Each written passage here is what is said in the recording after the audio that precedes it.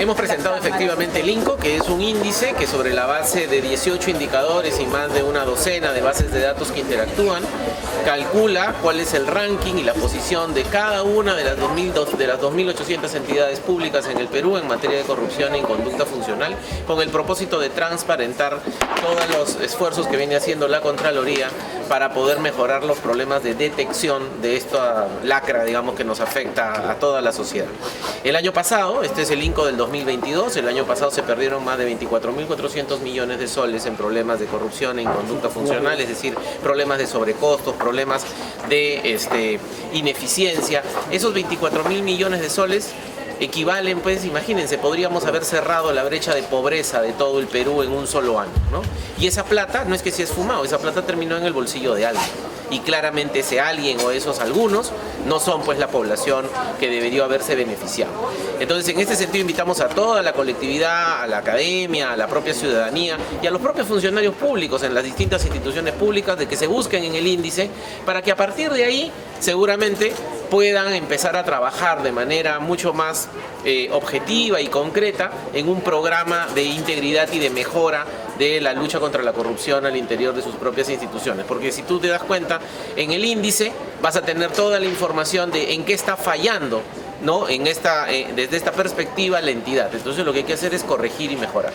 ¿Cuáles son las instituciones, los gobiernos, en qué casos principalmente han saltado a la vista? Bueno, de hecho en la práctica hemos encontrado, ¿no?, que los principales problemas de corrupción e inconducta funcional están en los gobiernos regionales. Han visto de que prácticamente los gobiernos regionales lideran la lista de los 10 primeros, del top 10, digamos, de los 10 primeros casos en cada uno de los rankings, y obviamente en los sectores de transportes, de educación, de salud, de vivienda y de interior también se han efectuado, son aquellos sectores en donde se presentan los mayores problemas, ¿no? Así que, pero lo interesante del índice es que ese ranking está disponible y no solamente para los 10 casos más emblemáticos, sino para todas las entidades públicas, ¿no? Contra los 24.000 millones de soles es un monto bastante alto. ¿Dónde está ese dinero? Usted lo ha dicho, en los bolsillos de alguien, pero ¿cómo es que se puede desaparecer o se puede perder este dinero? No sé si nos puede repetir un más detalle para que por ejemplo, ¿no? Por ejemplo,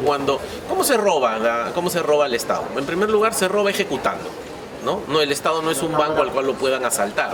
Es decir, lo que tiene que hacer el corrupto es ejecutar los procedimientos públicos, pero burlándolos y priorizando el interés privado y no el interés colectivo. ¿Y cómo se hace eso? Por ejemplo, en las obras, cuando pagan por valorizaciones que no están adecuadas a lo que establece el expediente técnico, o cuando compramos cosas que al final no sirven, o cuando se pagan planillas y se pagan sueldos a funcionarios que no les corresponde, por conceptos que no les corresponde, o por ejemplo, cuando se contratan consultorías que podrían ser fantasmas o que simple y llanamente hay problemas en esas consultorías porque evidentemente se contratan a dedo.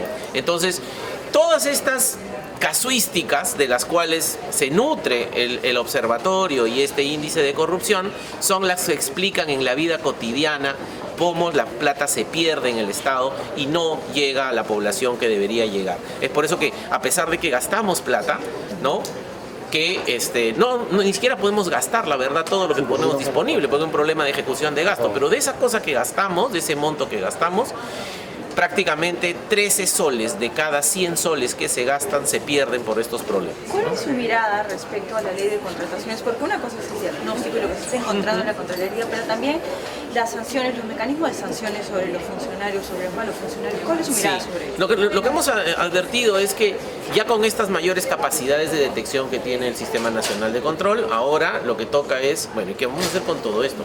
La Contraloría lo que hace es poner a disposición todas estas alertas y todas estas situaciones de irregulares y van a salir los informes.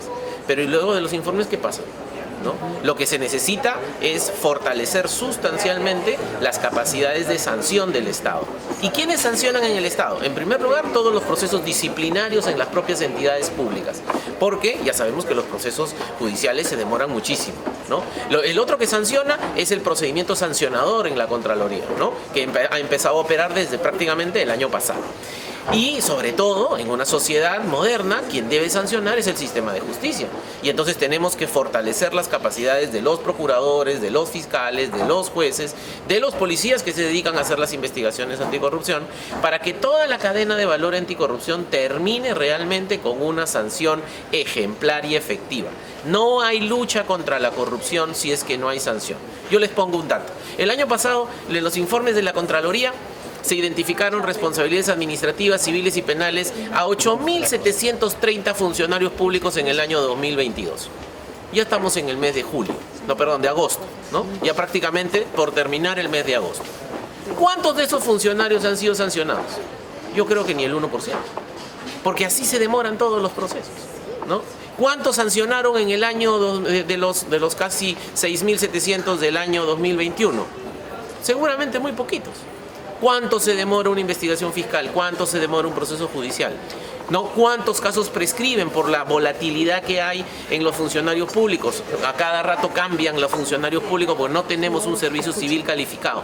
Entonces, todos esos problemas ya estamos en la situación, como bien se ha dicho ahora en el panel, con destacados especialistas, tanto nacionales como internacionales, que ahorita el punto central es cómo realmente podemos sancionar. Y en ese sentido, la sanción administrativa cobra, a mi juicio, un particular importancia, porque frente a las dificultades, a la poca celeridad, a la poca predictibilidad que muchas veces ofrece el sistema de justicia peruano, que dicho sea de paso, requiere por parte de la clase política un apoyo fundamental en términos de cambio de normas, en términos de presupuestos para que puedan desplegar realmente una buena capacidad operacional y tener un buen sistema de justicia como cualquier país de la OCDE al grupo al cual queremos aspirar. Lo que también se necesita es que entre eso funcione, los sistemas de sanción administrativa funcionen. Estas malas personas tienen que ser retiradas del sector público. Yo he dicho, hay miles de funcionarios públicos corruptos, decenas de miles de funcionarios públicos inútiles, incompetentes, ineficientes. En ambos casos, los primeros deberían estar presos, los segundos deberían ser extirpados de la administración pública. No sé si de por vida, pero para que no sigan haciendo daño. Y ya se tienen los mecanismos, pero que hay que fortalecerlos, ¿no? Pero también hay que reconocer, disculpen, que hay cientos de miles de funcionarios públicos, se rompen el lomo trabajando, disculpen la expresión, pero que hay que ayudarlos a que prosperen y a que se capaciten mejor. Contralor, estamos en vivo para TV Perú Noticias. Sí. Por favor, recuérdenos, reitérenos el monto que se ha perdido solo en el año 2022 a causa de la corrupción y dónde se está, en qué sectores, en qué niveles de gobierno.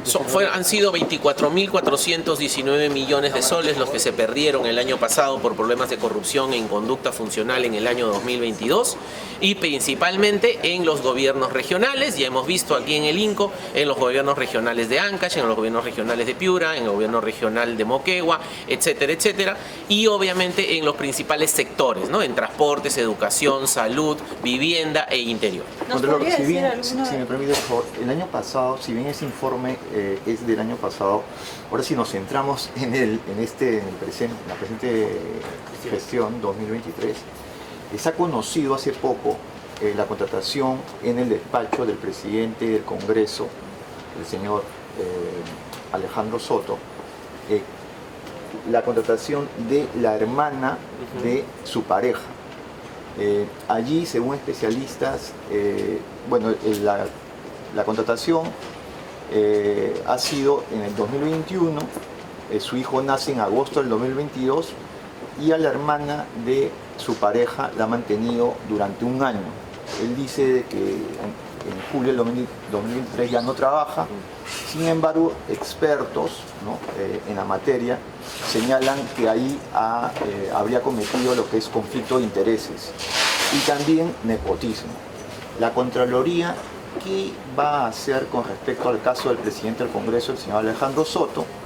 Y aparte también con respecto al Congreso, ¿qué otros casos se Bueno, en general, la Contraloría ha dispuesto ya la intervención, la acreditación de una comisión para que efectivamente vea este caso que ha surgido en los medios de comunicación, porque además ustedes saben, eso es lo que estamos tratando de cambiar poco a poco, ¿no? La Contraloría por definición es reactiva, ¿no? Justamente el análisis de datos y el usar indicadores como en el INCO nos va a permitir cambiar progresivamente esa situación. Ahora nosotros reaccionamos frente a las distintas denuncias que hacen los medios de comunicación. Hemos tomado conocimiento, claro está, de esta situación, ya hemos intervenido. Esa es una investigación que ahorita está en reserva, pero claramente hay un problema, ¿no? Hay un problema moral, ¿no? Un problema ético, pero que tiene que ser deslindado sus responsabilidades en los fueros pertinentes, ¿no? La Contraloría va a hacer su trabajo y ese no es solamente un problema del Congreso. Ya en el INCO les hemos mostrado que hay muchísimos casos, cientos de casos, miles de casos a nivel nacional donde se producen problemas de incompatibilidad y uno de los indicadores, si mal no recuerdo, uno de los indicadores del INCO, ¿no? Es precisamente esas incompatibilidades que hay en las contrataciones públicas, de las cuales ya ahora la Contraloría ya tiene identificado. Y esa es la gran virtud del INCO. El INCO lo que hace es pone en valor todos los procesos de interoperabilidad, analítica de datos, inteligencia artificial que viene desarrollando la Contraloría, ¿no? Contralor, antes, además de esta investigación que ya se está haciendo en el Congreso de la República, ¿qué otros procesos se han abierto emblemáticos de repente en los diversos sectores e instituciones del Estado? Sí, de hecho nosotros estamos trabajando, de hecho justamente la próxima semana vamos a hacer una exposición, ¿no? Los vamos a invitar a todos ustedes para ver el tema de los resultados de este mega operativo de control en el gobierno nacional. Hemos intervenido con la participación de más de 1.500 auditores en todos los ministerios y han salido cosas muy interesantes, pero permítanme por favor mantener eso en reserva hasta el día lunes, que vamos a hacer, que cubre todos los periodos, ¿no? Del gobierno del expresidente Vizcarra, del expresidente Castillo, del expresidente Sagasti y ciertamente los primeros meses del actual presidente Boluarte. Mañana el Tribunal Constitucional va a ver la demanda de inconstitucionalidad sobre la ley 31288, que es la que le permite a ustedes aplicar sanciones por actos de corrupción. Sí, efectivamente hemos sacado un comunicado, hemos alertado a la ciudadanía y también a los miembros del Tribunal Constitucional que confiamos que van a hacer una evaluación ponderada y apropiada de esta demanda de inconstitucionalidad, pero creemos firmemente que la aplicación que viene desarrollándose en el marco de la 31288 es constitucional. Esta es una ley, acuérdense, que surge a raíz de la implementación de las recomendaciones de una sentencia del tribunal en el año 2019 y que estamos absolutamente seguros de que está operando de manera correcta. Y sobre todo, lo que esperamos que los miembros del tribunal puedan valorar apropiadamente es que ciertamente la eliminación de la capacidad sancionadora por parte de la Contraloría sería un enorme retroceso en la lucha contra la corrupción. Muchas gracias.